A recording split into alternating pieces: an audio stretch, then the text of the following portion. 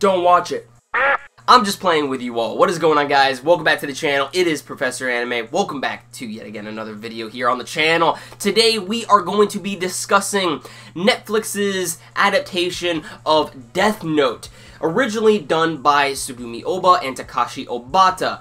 So, how exactly does this live action film of Death Note hold up? Is it good? Is it bad? Honestly, I don't really know where to begin. Now, first off, before we actually begin this review, I just want to say that I'm a huge fan of the Death Note manga as well as the anime. They are very, very good adaptations of the original work by Tsugumi Ohba and Takashi Obata, and I really highly recommend you check them out if you haven't already, at least one or the other. Death Note has really become a worldwide international phenomenon. It has had a lot of success, you know, gathering fans from the manga as well as the anime, and it has even spanned over live-action films in Japan, which, to me personally, were, you know, fairly decent. Now, however, we actually have a live-action film brought to you by Netflix of Tsugumi Ohba and Takashi Obata's work. But the thing about this adaptation of Death Note is more or less it has brought upon its own story, so to speak. Basically, you're taking the same concept of the original work by Takashi Obata and Tsugumi Ohba and reworking the characters and giving it its own setting. So what is the basic concept of this Death Note live-action adaptation, and what makes it different amongst, you know, the original? Well, when it comes down to this premise of Death Note, we basically have it to where we have our main character, Light Turner, not Light Yagami. Light Turner, totally different character, ends up stumbling across a Death Note which grants the user the ability to actually kill a certain individual after writing their name down in the notebook. Light Turner is played by Nat Wolff of the Naked Brothers Band, if you guys remember that show from Nickelodeon.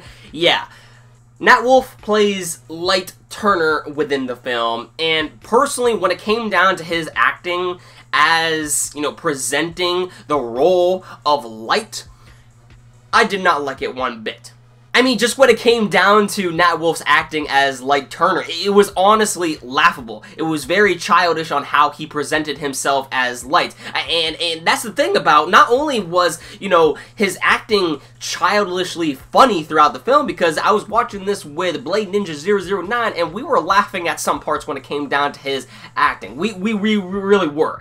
And, you know, it's not only just the fact that his acting was laughable, but his presentation of Light in general. Light in this film is, you know, a very childish and naive individual, while the Light in the original Death Note is a meticulous intellectual bastard. I mean, I could just not believe the actions that Light Turner was, you know, presenting throughout the film. His way of thinking was completely stupid. Within the first 20 minutes of the film, he basically announces and proclaims to Misa, going by Mia in this film, that he is Kira.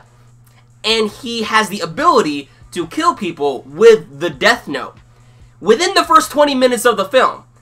And how Mia takes this is just like, oh, okay, alright. Like, I'm like some of the acting in this film, it was just downright, it was horrible in some cases. And honestly, very laughable. However, I will state that William Dafoe's acting and his presentation as Ryuk in the film was actually very good. I mean, William Dafoe has had quite a bit of experience in the field of film to begin with, but, I mean, when it came down to his acting, it was really good. It was, especially his design as Ryuk as well. You know, it was very accurate to the original, you know, manga or anime, and I actually really enjoyed the screen time that he did get. When it comes down to L's character, L is kind of different within this film compared to the original, but then again, like I said, you know, they're basically just rearranging the characters and making them their own into this own story that follows the basic same premise as the original. But anyway, regarding L's portrayal in this film, played by Keith, what was his name? Stanfield. He actually did a very decent job at playing L. He really did, you know? He would eat his sweets and whatnot. He, you know, sits in a weird, awkward positioning that no one does these days. You know, he pretty much portrayed L and his mannerisms that we know and love from the original to a T. He really did. I think he did a pretty good job. However, up until the ending of the film is when L starts to break out of his character, and you're just kind of like, whoa, what? And the ending of this film, oh my god, the ending of this film, it's just, it made me actually rage. It made me actually rage. I was so disappointed by this ending, you have no idea. The ending, basically, to put it short,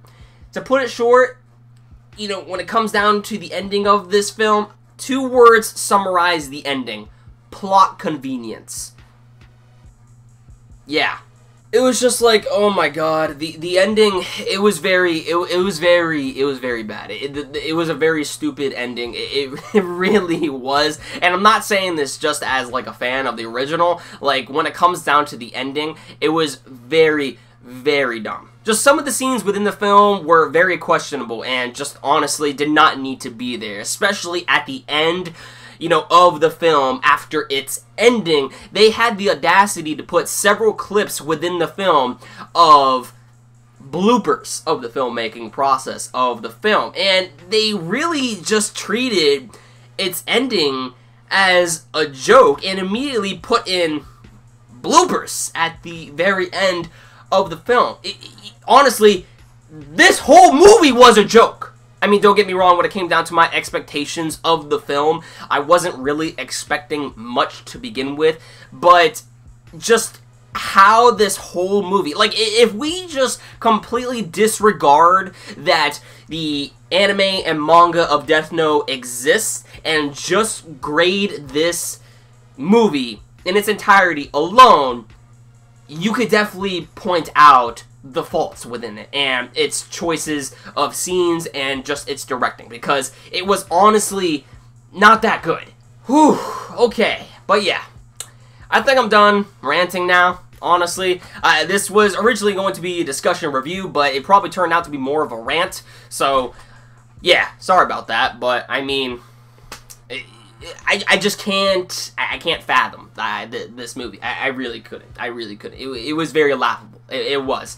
But should you watch this, I believe that you should at least watch this once, just to see how bad it is. And then come back to this video and let me know your overall thoughts. So, do that. Let me know your thoughts in the comments down below. Be sure to give this video a like if you enjoyed it. Hit that red subscribe button down below if you wish to stay updated to my future content. And with that said, everyone, that about does it for this video. Thank you for your time. I'll catch you all in the next one. Peace out.